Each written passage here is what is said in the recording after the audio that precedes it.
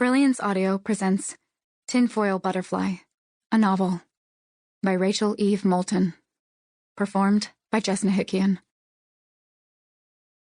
I swing my body up to the front seat of the van and put my feet on the dashboard. My Doc Martens are filthy, and I wet my forefinger to rub at a particularly offensive patch. It clears a trail that makes the rest of the dust more visible, and clods of dirt hit the floor.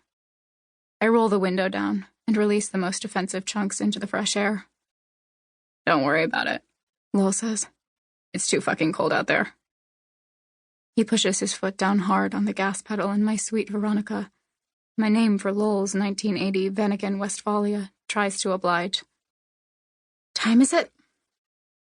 I stretch my arms up in a casual gesture that ends abruptly when my knuckles hit the bare metal ceiling. "You fell asleep," Lowell says. "I got that part. Where are we?" He stretches out his arm to rest on my shoulder, then gives my long dark hair a little tug that's more affectionate than sexual. I don't like it. "You look good today, Emma. Better than usual," Lowell says. "I like you. You know that? I really do." "Sure you do, Lowell, because I'm incredibly likable, adored by millions. Where are we?" It's late October, and the South Dakota I fell asleep to was endlessly brown and flat, so boring it put me to sleep. It is nothing like Ray promised. He said the Badlands would be desolate and endless, the kind of unexplored place that you have to stand right up on the edge of before you'll know if you're the kind of person who has the guts to jump. "Why don't we go back to sleep?" Lowell suggests, with a wiggle of his eyebrows. "Don't be gross, and answer me. Where are we?" "Where are we? That's what you want to know. We're still in South Dakota. Feels like we've been out here our whole damn lives, doesn't it? Piece of shit state." The van smells like the sex we had in it before I fell asleep for God knows how long.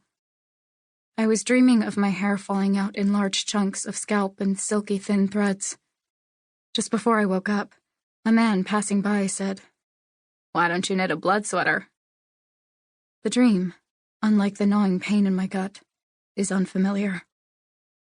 "Hottest girl I've ever been with," Lowell says, as if he's making a note to himself to share with his friends. And that's saying something. I've hated my body my whole life, but that squirrely Emma and Lowell humping scent reminds me that breasts, particularly my set of double Ds, are quite useful. That same smell has also convinced me that I hate Lowell. I'm pretty sure he's a serial killer, and if not serial yet, he is certainly on his way to becoming one. He says he's a tattoo artist studying to be a contortionist, or a contortionist studying to be a tattoo artist, I can never remember which, though the former is the safest bet since he hasn't proven to be particularly flexible. He's headed to snag his kid, and then on to the West Coast to try out for the Jim Rose Circus. He wants to be there by Halloween so he and his kid can meet Perry Farrell before Jane's addiction splits. I tell him a 22-year-old man snagging his kid to join a freak show to meet a band makes him a groupie, at best. He shrugs me off. Lowell is the kind of white dude who thinks tribal tattoos are a grand idea. He's plenty tatted up.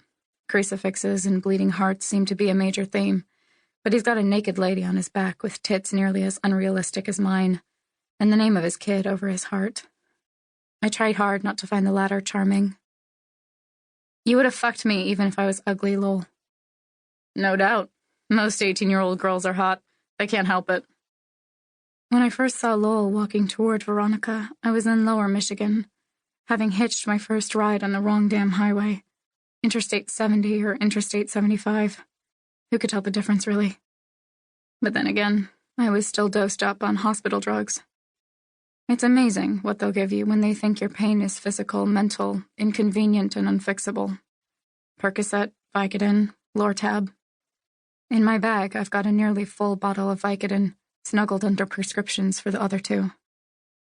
Lowell is my second hitch.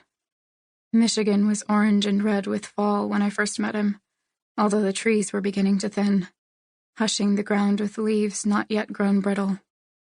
The air was already October crisp. I've been with him 13 days, if you count today,